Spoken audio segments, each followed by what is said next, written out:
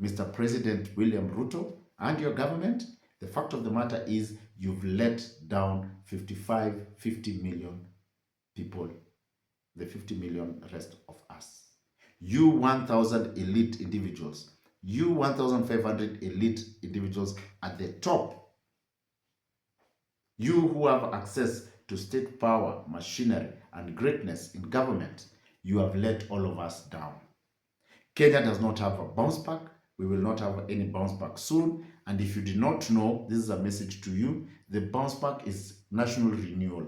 Coming up, having confidence in your government, having confidence in your leadership, having confidence in your policies, having confidence in what you tell us every day, having confidence that I, my family, my children will live in a country that is full of hope and prosperity. We don't have confidence in that. We don't have a bounce back in that theory. We cannot be able to understand each other. When people cannot afford rent, they're sleeping outside. When people cannot afford food, they're sleeping hungry. When children cannot go to school because the capitation is 80 shillings per child. When young people do not have jobs, yet there are funds left, right, and center to support their efforts to have jobs. When youth are unemployed, when small business owners do not have access to credit, cheap credits,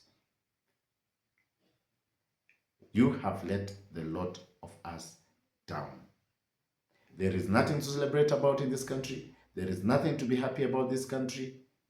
This is our country. We love it, all of us. We are patriotic citizens, but there's nothing to write home about, Mr. President. This was a podcast for you to interrogate yourself, to look at yourself in the mirror each and every day, and to say, what have I done wrong? Even as you seek for a second term, I am not bashing you. I'm not against your political ambition, but as a citizen of Kenya, I have a right to question you. I have a right to come through to you. I have a right to tell you this podcast that you have let me down. You've let me down because my consultancy in the past 3 years that you've been president has gotten as shrinked. As KRA continues to write me statements of how much I owe in taxes, of what I need to do, you need to remember that I've let go up to 5 people who have been researchers at our farm, who've been working for us for the past many years. Mr. President, today we cannot afford life in this country. We cannot afford the basic necessities that we need. Food, shelter, clothing, healthcare, water. We cannot afford that. Your SHA is not working. Your affordable housing is for the chosen few. Your industrial zones are white elephants. Your roads are full of potholes. Your education system is grounding to a halt because of lack of funding. Your security apparatus is full of corruption. The list is endless. And this is not a poem, but a clarion call. That when everybody is talking about one term for you, I'm telling you that indeed you deserve one term, because economically you have failed to show leadership. Politically, you have failed to show leadership. Socioeconomically, you have failed to show leadership. And at the end of the day, it is not that we do not like you. It is not that we do not like you as an individual. But we hate,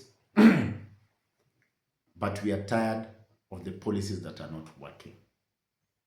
In as much as we would love to give you a second chance, and you deserve it, because as a president, the Constitution gives you 10 years, but you have failed, Mr. President. You can correct in the few coming months. I don't know what you're going to do, but you need to do something, because indeed, things are not right in this country anymore. This is the Bounce Back Podcast by Robert. Today we were discussing about the bounce back of Kenya through the lens of the budget statement that was read by the cabinet minister for finance, for the treasury, John Mbadi last week. We said we are not interrogating numbers, figures, or the flowery language, appropriation in aid, and whatever have you. No, we already did that in our white paper yesterday or Thursday. We shall share the link. Today we were looking at the issues that confront the local wananchi and if this budget was made for them. And we've realized that it is a status quo budget. We continue to suffer, and it's going to be very, very difficult. Next week, we will be talking about debt. From my perspective as Robert, policy, strategy, and governance cost consultant, expert, we shall be looking at debt in Kenya. Is it an odious debt? Where is the money? We shall be tracing 2013 up until now. We shall be looking at each and every time money has been borrowed, and we shall be able to discuss on that day what has happened and what is happening. Thank you very much for listening in. Thank you very much for following this podcast. Thank you very much for coming to this program.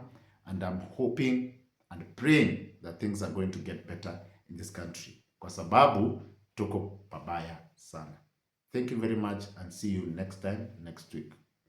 From me to you, have a wonderful rest of your week and a beautiful weekend ahead.